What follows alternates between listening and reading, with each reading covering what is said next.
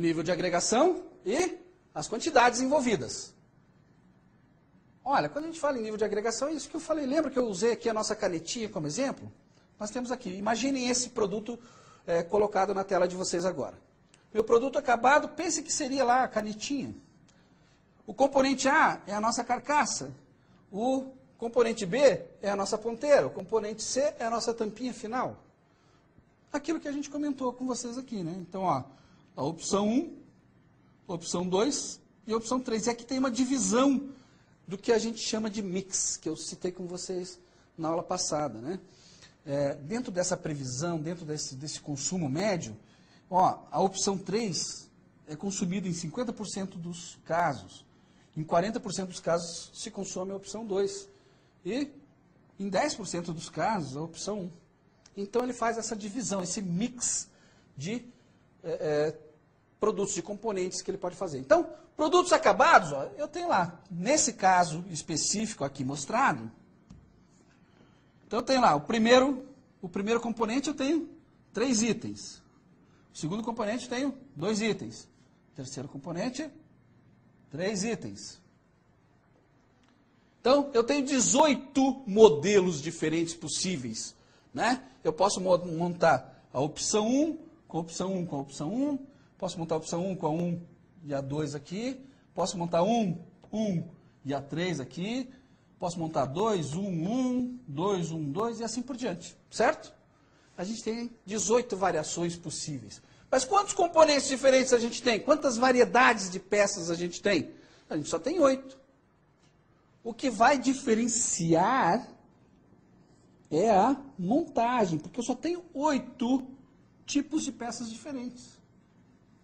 A montagem desse produto é que vai ser variável. Eu tenho 18 produtos finais, mas eu faço 18 produtos tendo apenas 8 componentes diferentes. Tudo bem? Entenderam por que esse nível de agregação é extremamente importante na hora de você fazer o teu planejamento?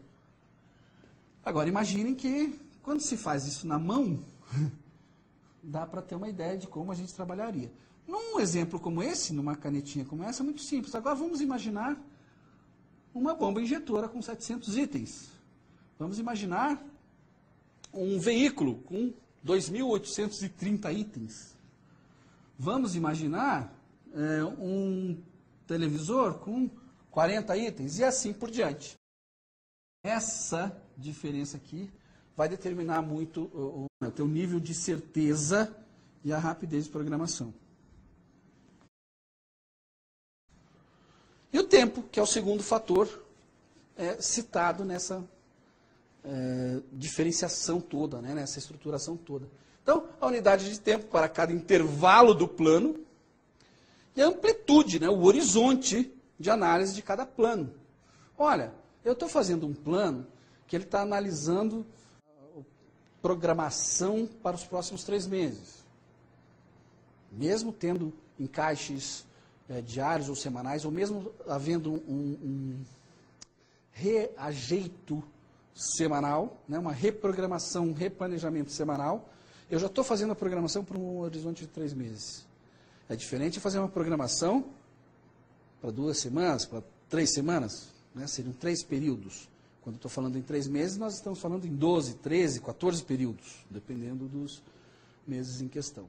Então, esse é o outro elemento que vai influenciar demais no como tratar cada uma dessas situações.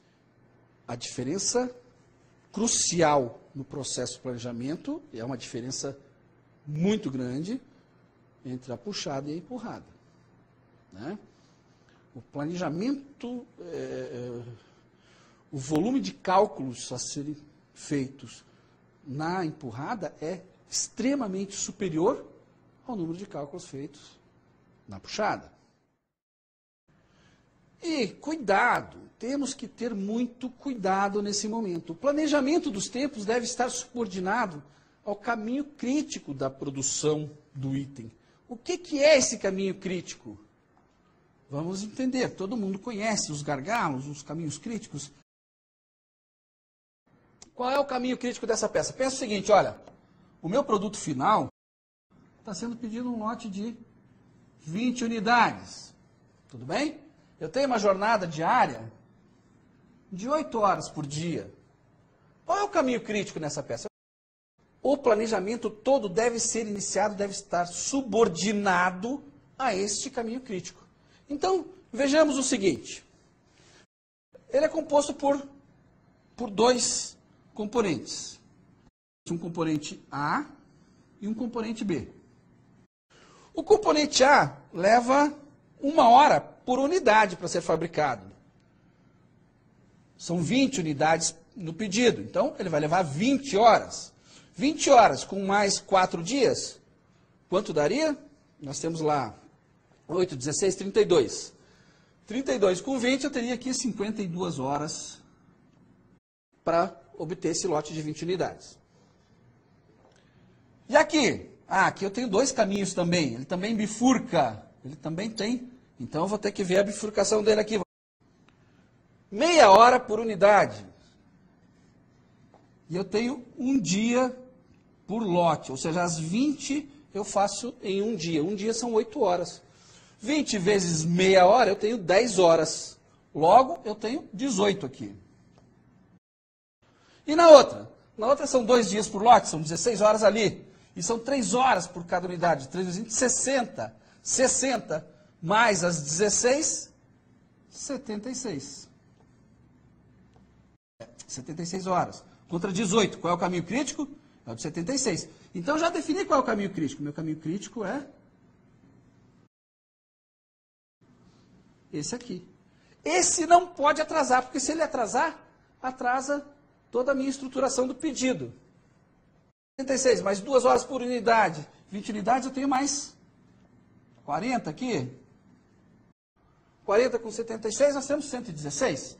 116 aqui são 2 horas por unidade, são mais 40. Então, eu tenho 156. Meu caminho crítico aqui é 156 horas. Então, tudo tem que estar subordinado ao caminho crítico, tá? Esses tem que ser o primeiro a ser planejado. Não existe folga. Os outros podem ser acoplados, podem ser dirigidos para as máquinas e equipamentos em outros momentos. E assim a gente fecha essa nossa partezinha aí.